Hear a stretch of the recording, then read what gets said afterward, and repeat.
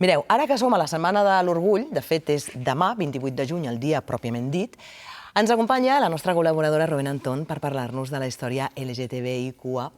Ella és avui aquí, a Plaça Tisner, per explicar-nos quins han estat els moviments clau a cada dècada per entendre l'evolució dels drets del col·lectiu. Doncs aprofitem que és el teu últim dia de temporada per posar els punts sobre les is i que ens expliquis, Rubén Antón, benvinguda a Plaça Tisner, què tal?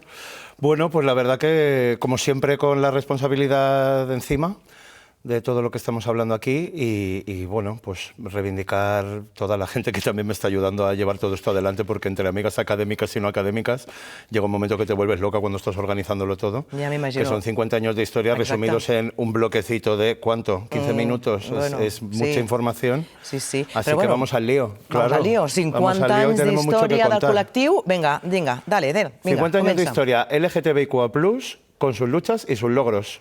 Porque hemos tenido momentos de mierda, pero también hemos tenido momentos estupendos, históricos y destacables. I s'han de dir, evidentment, tots dos. Entonces, bueno, esta historia la empezamos en 1970. Que va ser l'època més activa a nivell de reivindicació, no? Es demanaven drets fonamentals per a les persones i principalment pel col·lectiu, ¿no? Exacto, solo que en los años 70 tenemos que dividir los primeros 5 años y la segunda parte de los años 70. Está claro que hasta que no murió el dictador en el 75, las cosas no empezaron a cambiar, pero en 1970 inauguramos la década con la aprobación de la Ley de Peligrosidad y Rehabilitación Social, que realmente fue una continuación de la Ley de Vagos y Maleantes, que se hizo mucho más específica para atacar el homosexualismo. Bonitos nombres, ¿eh? Claro. Entonces, en el año 70, ¡pum!, para empezar así ya la década.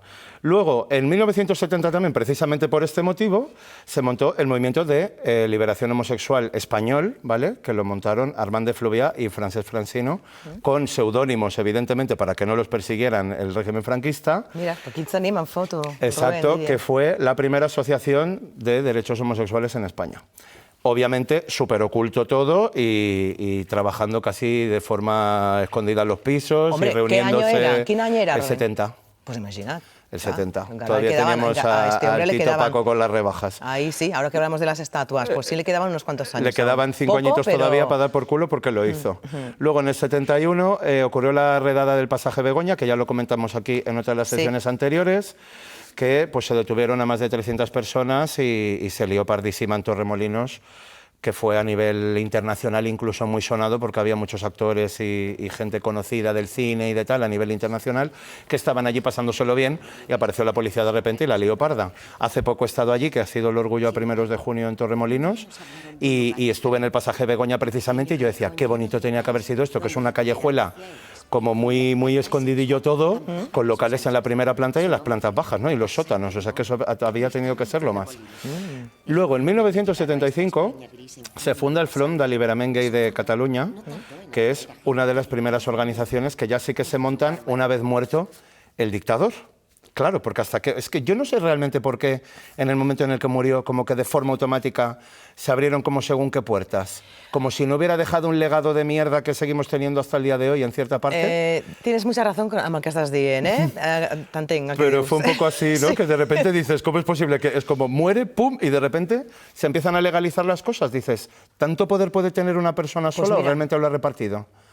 Y sigue habiendo gente metida por ahí de infiltrada, que es lo que yo creo. Pero bueno, creo que esto da para la próxima temporada. En 1975 abrió sus puertas en Barcelona el bar Daniels, que fue el primer local de bolleras, que se montó a nivel nacional, abiertamente de bolleras, para que pudieran estar allí y disfrutar de tomar algo y de estar tranquilas, ¿no? Por decirlo de alguna manera. Y no morir en el intento. Esto es año 1900, o no tener señoros que las molestaran, que eso también sería otra.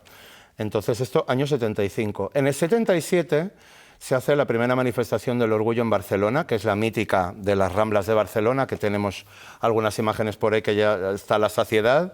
Y la fotografía. La fotografía en blanco y negro que la tenemos ahí, que justo a la izquierda estaría Tania Navarro, que es la única que queda viva de esa foto. Pero bueno, que somos bien amigas. Luego, en el año 1978... el 25 de junio, se empezó a utilizar la bandera arcoíris como símbolo de la comunidad LGTBI. ¿El 78, ¿vale? el 78? En el 78. Estamos hablando que se utilizó por primera vez en San Francisco, que me gusta mucho reivindicar el trabajo de otros artistas que han hecho cosas que se terminan haciendo tan populares que no nos damos cuenta de dónde vienen, o a veces no sabemos de dónde vienen, que era Gilbert Baker, que nació en Kansas, que dices tú como rollo el mago de Oz, volvemos a lo mismo. Y la bandera arcoíris tiene mucho significado también, ¿no?, por todo esto. Y fue la primera versión de la bandera con 8 franjas que se la pidió Harvey Milk, que es como uno de los primeros activistas gays de Estados Unidos, para utilizarlo como que todo el mundo se identificara como que cada color podía representar la diversidad y que cada color podía representar a personas diferentes del mismo colectivo. Me gustaría hacer un añadido, y es que en el año 1978 esta bandera se realizó de una manera que, claro, lo pensamos, dice, estamos hablando de finales de los años 70. Para poder hacerla con las franjas de cada color, tuvieron que hacerla con bobinas de tela de cada uno de los colores y coserla una tira con otra tira para poder construirla. No era que lo imprimieras directamente con los colores de la bandera. Entonces, cuando hacían una bandera que ondeaba el viento y que era de 15 o de 20 metros de largo, eran tiras de 15 o 20 metros de largo que se tenían que coser a máquina, un color con otro color para solapar un color con otro. Exacto, y una de esas banderas, claro, una de esas banderas originales está en el MoMA de Nueva York, porque forma parte del Museo de Arte Contemporáneo más importante que tenemos a nivel internacional. Muy bien. Entonces, imagínate la importancia que puede tener ese símbolo, que al final es un símbolo de inclusión, que realmente cualquiera que se salga un poco del tiesto podria entrar ahí. Doncs ja hem arribat als 80. A los 80. Es pot dir que als anys 80 és el moment de la consolidació de les lluites anteriors? Ho diries així? Sí, a mí siempre me han dicho las amigas que ya están entre los 60, 70, 80 años, que a partir de los 80 fue cuando se empezó realmente a notar toda esa lucha anterior de los años 70, cuando realmente se hizo efectiva y tangible, que no era como solamente el hecho de que se agruparan, sino que empezaban a hacer cosas y empezaban a conseguir cosas. A dar frutos, la lucha que se hizo. Exacto, toda esa lucha anterior, que realmente dicen que es la mejor época, y a mí me parece que a nivel artístico, a nivel de todo, tanto a nivel internacional como a nivel LGTBI, fue la época más colorista que hemos tenido durante el siglo XX, ¿no? Als 80. Sí, como más divertida y como más liberadora y más artística y más así. Entonces, bueno, en 1980 se legalizó finalmente el Front d'Alliberament Gay de Cataluña, que lo hemos comentado antes, que se formó de forma clandestina, pero en el 80 se legalizó ya por fin. Luego, en el 85, se inauguró oficialmente el Día Internacional del Orgullo LGTBI. O sea, estamos hablando que, aunque ocurriera en Stonewall y luego tuviéramos nuestro pasaje Begoña en el año 71, como que no se llegó a hacer como internacional el Día del Orgullo Gay hasta 1985. Estamos hablando, habían pasado unos cuantitos años que se seguían juntando, pero en distintos momentos del año, cada región con sus luchas, ¿no? Luego, en 1985 también se reconoció el primer cambio de nombre en documento de identidad para Antonia Soria Ramírez, que fue la primera persona trans que pudo cambiar su nombre en el registro y en el DNI en España. 1985, ¿eh? En el año 1985. Estamos hablando que si la primera referente trans que tenemos en España es del siglo XV... Fíjate, tardó un poquito. Y no se ha podido cambiar el nombre hasta 500 años después, pues dices, cariño, no sé si tengo paciencia para esperar otros 500 años más a que se pongan las cosas en orden. Se pasaron unas cuantas décadas, pero por fin llegó. Unas cuantas, bastantes. Luego, en el 86, se funda la Coordinadora de Lesbianas, Gays, Transexuales y Bisexuales de Cataluña, que la organizó Jordi Petit y era como la contrapartida del Front d'Alliberament Gay, que era como más burgués y estaba más asociado a pues que sus fundadores venían de familias bien y venían de puestos económicos buenos y tranquilos, y la coordinadora lo que hizo fue agrupar todas las disidencias, que era como la contracultura y la contraparte de esa otra versión que había montado en los años 70. Claro. Obviamente tiene sentido porque dices, si tú vienes de los bajos fondos tampoco sabes cómo moverte para organizar nada. Entonces, o sea que eso ayudó. Esto ayudó, exacto, ayudó a que luego también las disidencias se organizaran por otro lado. Entonces esta coordinadora ya se centró más en todas las letras del LGTBI, que no era solamente la G, que se hablaba de homosexualismo a principios de los años 70, ya empezó a incluir pues, a lesbianas, a bisexuales y demás. Entonces como que se empezaron a agrupar de otra manera, pero fíjate, hasta el año 86 que pasaron 16 años desde que se montó de forma clandestina el Front d'Alliberament. Entonces ya pasó bastante tiempo. Y luego en el 89 ya, como para terminar la década de forma súper redonda, se derogó en su totalidad la Ley de Peligrosidad y Rehabilitación Social, que la teníamos desde los años 30, si no recuerdo mal, era desde el año 33 o 34. O sea, que era un poco, duró que era un la ley de poquito. vagos y maleantes para ayudar a las personas que no tenían oficios o no tenían un puesto de trabajo, para ayudarles a conseguir un trabajo y para formarlos y echarles una mano. Eso se dio la vuelta con el franquismo y se convirtió en la ley de vagos y maleantes, que era que cualquier persona que fuera un despojo de la sociedad iba directamente presa. No sé si te suena un poco con los discursos de odio de la derecha. Te puede sonar un poquito, sí. ¿verdad? Pues han pasado 100 años, así que ya huele un poco a caspa. Oye, nos estamos acercando, ya ens queden 4 minutos. ¿Crees que podrem explicar-ho? Sí, Organízate, superrápido, porque sí. me está interesando mucho. Súper rápido, sí. Llegamos a los 90, ¿no? Tenemos tiempo. Comença la part, podríem dir, més mediàtica Sí. del col·lectiu i la més visible. Sí.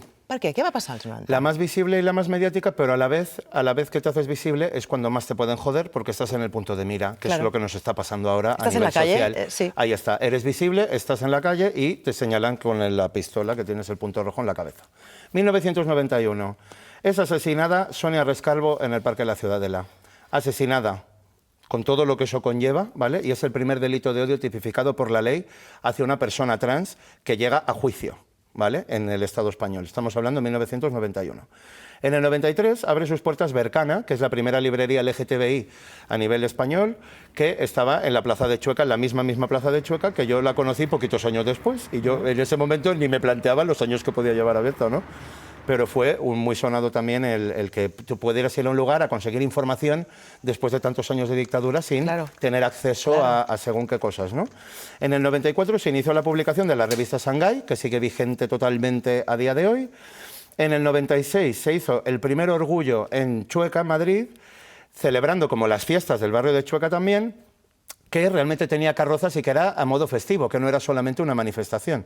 Que eso también es importante recalcarlo. Es importante el cambio, ¿no? Cuando la gente dice, visión. es que el orgullo, que es un circo, bueno, es un circo porque se ha convertido en una reivindicación, pero que parte de una manifestación que es igual de importante y que todos los años en cada región se piden unas cosas y en cada país se piden unas cosas, según la necesidad de cada zona. Se ha ¿no? puesto un poco de alegría a lo Exacto. que venía de la oscuridad. Ahí está. En el 98 se reconocen legalmente las parejas homosexuales a través de la unión civil en Cataluña, que eso también es muy importante. 1998. Pues hace 2 días. Estamos hablando que el matrimonio igualitario no llegó hasta el 2005, pero ya se permitían esas uniones que, en casos que yo he tenido de personas conocidas o cercanas, dices, pues de repente tú tenías tu pareja desde hacía 30 o 40 años, se moría tu marido y como no estabas casado legalmente te quedabas sin la casa y te quedabas en la calle. No es justo, pero ha pasado y mucho, por desgracia. Entonces, bueno, luego ya pasamos a los 2000, voy todo lo rápido que puedo. No, bien.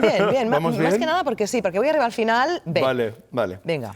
Ve para ti, para que puedas decir una cosa que quiero que digas. Sí, claro, hay que decir.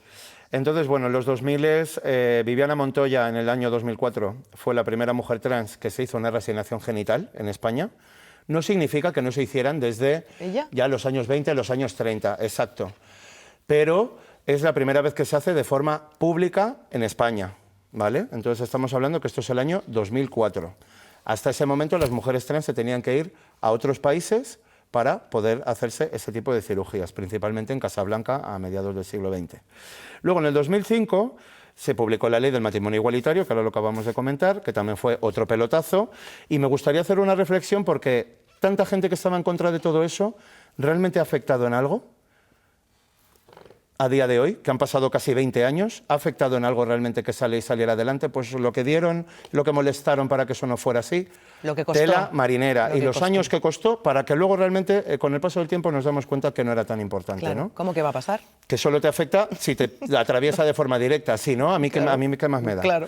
Entonces, bueno, en 2014 se aprobó la Ley Integral para la no discriminación por motivos de identidad de género, principalmente hacia las personas trans en Andalucía, que esto también fue otro punto a favor para favorecer la parte laboral, porque al final dices, si tú estás en un proceso de transición y quieres acceder a un puesto de trabajo, que encima las cirugías y las transiciones son bastante caras, ¿qué hacen encima? Te dejan sin trabajo, entonces luego dirán que te tienes que dedicar a la prostitución, entonces dices, entonces, ¿a qué estamos jugando, no? Entonces, bueno, que esta ley saliera adelante, pues también implicaba que no te podían discriminar y que realmente pues afectaba a una gran parte de la sociedad que no pudieran determinar si por ser trans o no ser trans te contrataban o no, que ese no fuera el argumentario principal. Que eso no tuviera un peso. ¿Es muy difícil de demostrar? Sí, pero que haya una ley que lo ampare y que lo proteja para evitar que ocurra, pues es también muy importante, ¿no? Tenemos ahí a Lara Martorell, que ahora llegaremos a ella. Nos queda un minuto, en 2000, a ver, venga, pues 2019, acelerador. Lara Martorell se convierte en la primera actriz trans en protagonizar una serie para televisión española con difusión nacional, ¿vale? La primera que protagonizó una serie, porque la primera que protagonizó una peli fue Jennifer Forner en los años 80, ¿vale? Luego, en 2023, la Audiencia de Barcelona ratifica la condena de 3 años y medio de prisión a un agresor por delito de lesiones en el metro, que es la primera vez que llega a juicio este tipo de delitos en un medio de transporte público. Estamos hablando de este año. De este año. Se ha tenido que esperar. Por primera vez, ¿vale? En enero de este año. Y en febrero se aprobó definitivamente la ley trans, que ha sido la mejor noticia que hemos podido tener este año.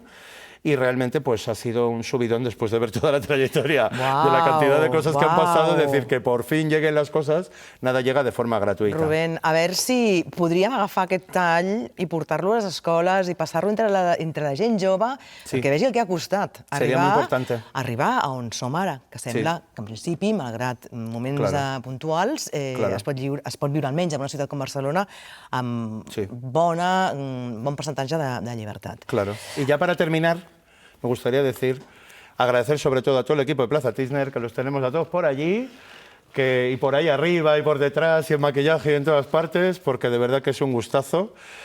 Creo que tenemos un equipazo aquí que es acojonante y realmente yo cada vez que he ido viendo las secciones, luego ya como viéndolo desde fuera, alucinaba porque decía, madre mía, digo, pues es que esto es un trabajo de chinos y está quedando estupendo y está quedando espectacular. Así que en agradecer a todo el equipo y a todas las personas que me han ayudado de todas las letras del LGTBIQA+, porque cada una de las siglas tengo la suerte de tener gente en mi entorno que se corresponde con alguna de esas siglas y que me dan mucha caña y me enseñan muchísimas cosas en el día a día.